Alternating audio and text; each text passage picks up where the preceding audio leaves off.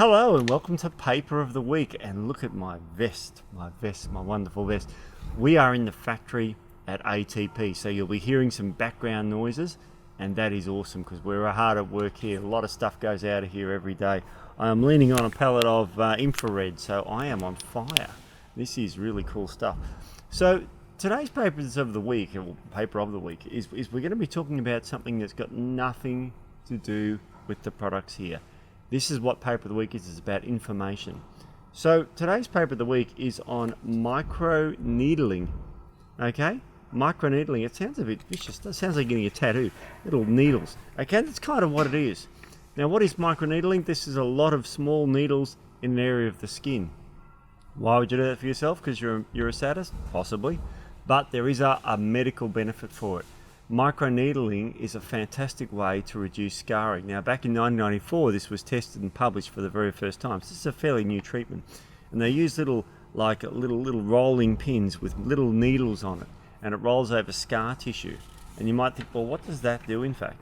Well, the mechanism of action is really interesting with this one. Basically, more specifically, the creation of the microchannels that the microneedling does induces controlled skin injury with minimal epidermal damage and stimulates the dermal wound healing cascade, which is inflammation, proliferation, and remodeling to take place. This leads to the release of platelet-derived growth factor, fibroblast growth factor, and transforming growth factor alpha and beta. And what do all those things have in common? Growth factors. So if you roll microneedling over a scar, then that will stimulate the healing of the scar and relay new collagen down so as you get great healing. And with that great healing, you can reduce the scarring. Now, when is this used? The most common use for this by far is with acne scarring. A lot of people who develop acne at a young age end up having scarring long term. And microneedling is an absolutely fantastic way of treating microscarring. Now, who does this?